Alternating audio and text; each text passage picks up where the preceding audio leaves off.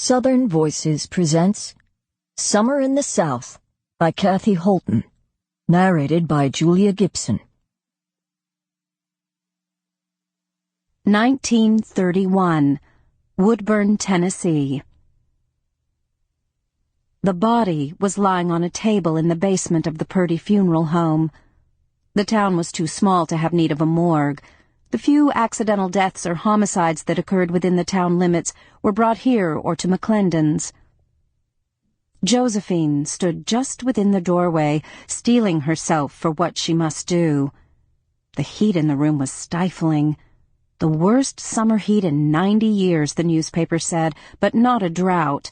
It rained nearly every day, so the land was like a swamp, a jungle.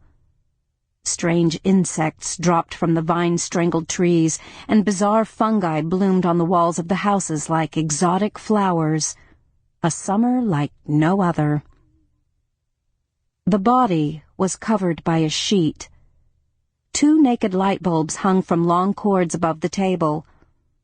Across the room, Sheriff Gillespie stood talking in a low voice to 2 deputies. They were chuckling and jostling each other like men at a barbecue, but when they saw her, they rose quietly, dipped their heads, and left the room. The sheriff took his hat off and walked over to her, his gun creaking in its holster. "Good evening, Miss Woodburn." "Good evening, Sheriff Gillespie."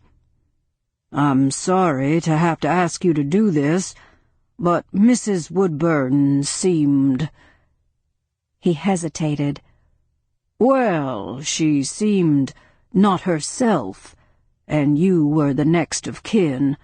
Procedural matters and all that." Yes, of course." She moved closer to the body before he could take her arm. He followed behind, creaking softly. "It's not a pretty sight," he said gruffly. His demeanor changed, becoming all businesslike and brisk as he lifted a corner of the sheet to expose the face. Josephine had a sudden sensation of falling from a very great distance. She swayed on her feet. The sheriff put his hand out as if to steady her, but she ignored it. "That swelling is usual in cases where the body's been in the water for a while, and those bruises and lacerations to the face." He hesitated here, and she was aware again of the change in his demeanor. It occurred to her that he was... Sample complete. Ready to continue?